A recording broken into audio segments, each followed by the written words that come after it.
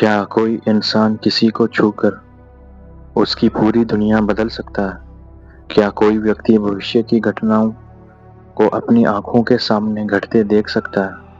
विज्ञान कहता है असंभव, लेकिन 19वीं सदी के बंगाल में एक ऐसा महापुरुष हुआ जिसकी उपस्थिति मात्र से नास्तिकों के तर्क ढह जाते थे।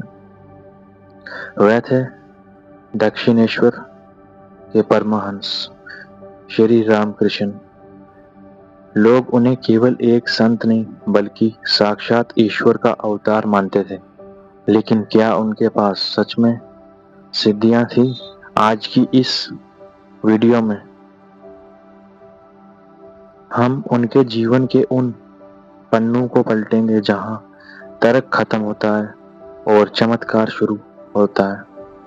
हम बात करेंगे उनकी उन सुपरनैचुरल पावर्स की जिनके गवाह स्वामी विवेकानंद जैसे लोग थे।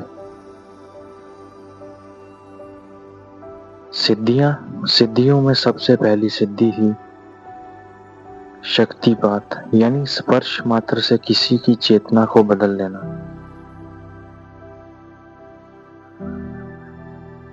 विवेकानंद यानी नरेंद्र, जिनका नाम था पहली बार विवेकानंद जी जब रामकृष्ण से मिले तो वह एक कट्टर तर्कवादी थे। उन्होंने पूछा, क्या आपने भगवान को देखा है? रामकृष्ण ने मुस्कुराकर कहा, हाँ। लेकिन खेल तब शुरू हुआ जब दूसरी मुलाकात में रामकृष्ण ने अपना दाहिना पैर नरेंद्र यानी विवेकानंद जी की छाती पर रखा। विवेकानंद ने अपनी डायरी में लिखा, जैसे ही उनका पैर मुझे छुआ, दीवारें घूमने लगी, कमरा गायब हो गया और मुझे लगा जैसे मेरे अस्तित्व अनंत शून्य में विलीन हो रहा है। मैं चिल्ला उठा, आप ये मेरे साथ क्या कर रहे हैं? मेरे माता पिता घर पर मेरा इंतजार कर रहे होंगे।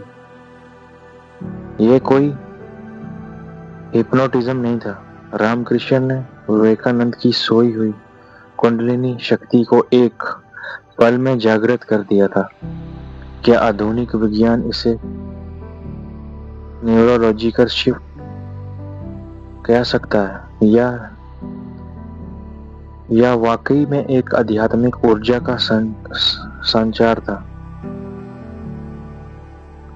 रामकृष्ण के पास एक अद्भुत क्षमता थी। वह किसी भी व्यक्ति के चेहरे को देखकर उसके पिछले जन्म और उसके भविष्य के बारे में बता देते थे। उदाहरण, शिष्यों का चुनाव। रामकृष्ण अक्सर कहते थे, मेरे पास वो लोग आएंगे जो पहले से ही सिद्ध हैं। जब उनके प्रमुख शिष्य जैसे रखाल, बाबूराम या योगिन पहली बार आए तो रामकृष्ण उन्हें देखते ही पहचान गए। वे उनके बचपन की ऐसी बातें बता देते थे जो कोई नहीं जानता था। दूसरा उदाहरण, महेंद्रनाथ गुप्ता के साथ संवाद। जब मैं पहली बार आए, रामकृष्ण ने उनके मन की शाखाओं को बिना उनके बोले ही शांत कर दिया। वे जानते थे कि कौन सा भक्त किस रास्ते से ईश्वर को पाएगा। योग शास्त्र में कहा गया कि जब मन पूरी तरह बदलता है तो शरीर के लक्षण भी बदल सकते हैं। रामकृष्ण के साथ ऐसी शारीरिक स्तर पर होता था।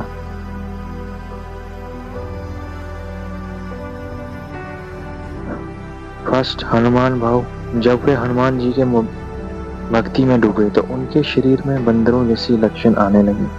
कहा जाता है कि उनकी रीढ़ की हड्डी के निचले हिस्से टेल बोन में हल्का सा उभार आ गया था और वे केवल फल खाते थे और पेड़ों पर चढ़ जाते थे। दूसरा, राधा भाव। जब वे श्री कृष्ण के प्रेम में राधा के भाव में थे तो उनके शरीर से स्त्रियों जैसी कोमलता और यहाँ तक कि पसीने के रूप में रक्त की बूंदें तक निकलने लगी थी।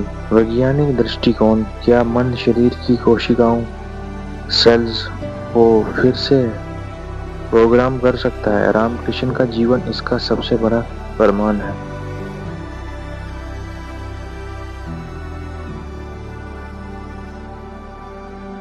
सिद्धियों का उपयोग अक्सर संत खुद के लिए नहीं बल्कि दूसरों के कल्याण के लिए करते हैं।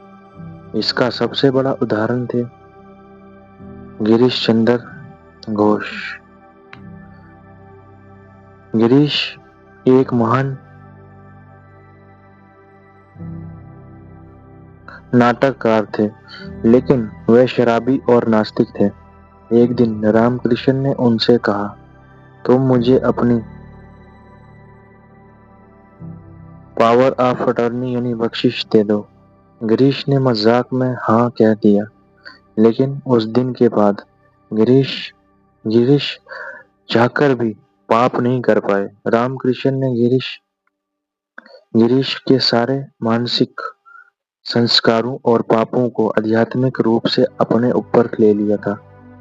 यही वह समय था जब रामकृष्ण के शरीर में कैंसर के लक्षण दिखने शुरू हुए। कई लोग मानते थे कि उन्होंने अपने शिष्यों की नकारात्मकता को सोख लिया था।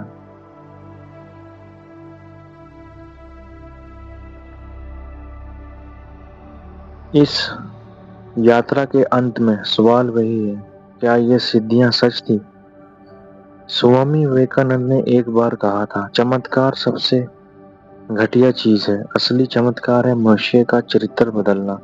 रामकृष्ण के पास हवा में उड़ना या पानी पर चलने की शक्तियां थी, जैसे कि उन्होंने कई बार संकेतों में बताया, लेकिन उन्होंने कभी उनका प्रदर्शन जादूगर की तरह नहीं किया। उनकी सबसे बड़ी सिद्धि थी प्रेम, एक ऐसा प्रेम जिसने डाकुओं को संत बना दिया और नास्तिकों को ऋषि। वे आज भी करोड़ों लोगों के दिलों में जीवित हैं, ना कि चमत्कारों की वजह से बल्कि इसलिए क्योंकि उन्होंने दिखाया कि भगवान से बात करना उतना ही आसान है जितना अपने माँ से बात करना। अगर आपको श्री रामकृष्ण के जीवन की ये गहराई पसंद आई तो इस डॉक्यूमेंट्री को शेयर करें, इस वीडियो को शेयर करें। आप इनमें से किस सिद्धि को सबसे अद्भुत मानते हैं, कमेंट में बताएं। और दूसरी बात, श्री रामकृष्ण के जीवन को एक छोटी सी वीडियो में डिफाइन करना मुश्किल है। अगर आप उनके बारे में किसी और टॉपिक पर वीडियो चाहते हैं तो प्लीज़ कमेंट में आप बताएं। मैं कोशिश करूंगा उस टॉपिक पर वीडियो बनाने की। मिलता हूं आपके साथ नेक्स्ट वीडियो में।